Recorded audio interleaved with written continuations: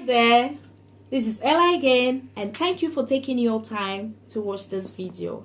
For the past 2 weeks, I've been speaking on how to discover your purpose and your assignment on earth. And last week, I looked at some of the clues that can help you to discover your purpose or your assignment on earth. And the first clue I looked at was, what is it that you love? What is it that you're passionate about? What is it that excites you? And I said that was a clue to what God has called you to do on earth. I gave the example of Abraham who loved peace, and because of that, when God decided to destroy Sodom and Gomorrah, Abraham decided to intercede on the behalf of Sodom and Gomorrah.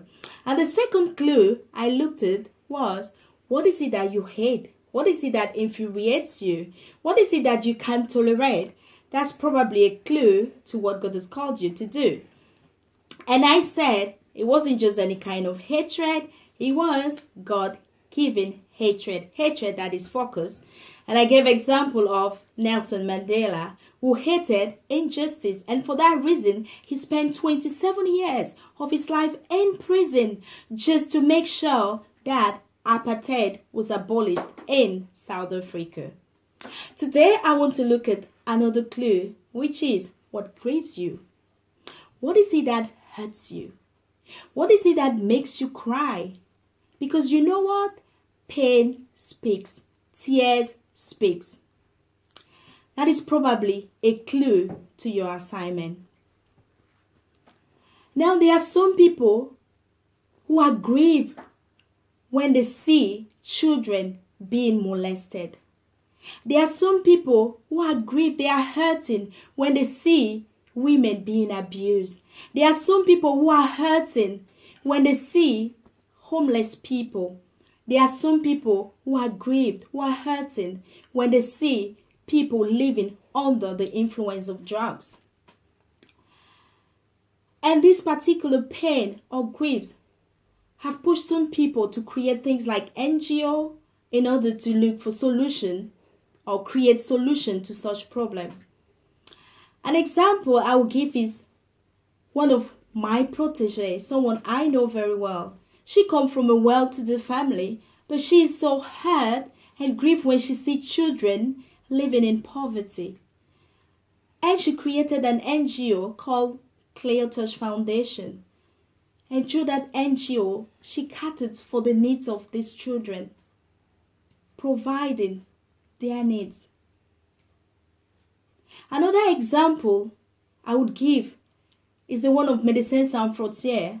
In English, is called Doctors Without Borders. They go to countries to help less privileged people, people who cannot afford medical treatment. They help them because they are grieved to see people dying because they can't afford medical treatment. So what is it that grieves you? I also like to point out that some people's purpose come out of pain that they've experienced in their life. I have this lady in my church. She gave me permission to talk about her. She's called Emma. She lost her son, a toddler, while they were on holidays. He drowned in a pool. It was a difficult experience. She went through some pains, and out of that, she created an NGO. Her purpose was bird. She teaches children how to float on water. I don't know how she does it, but it's amazing. And she's helping other mothers not to go through that pain she went through. Now, I'd like to mention that your assignment can be as little as just encouraging people. It's not about creating an NGO for everyone. It can be building a business and employing people. But whatever be your assignment, I want you to know that it doesn't profit you. It profits others. Next week, we're going to look at how to fulfill your assignment. Until then, I hope these 3 clues will help you to discover your purpose, what God has called you to do, your assignment on earth. Until then, have a blessed week.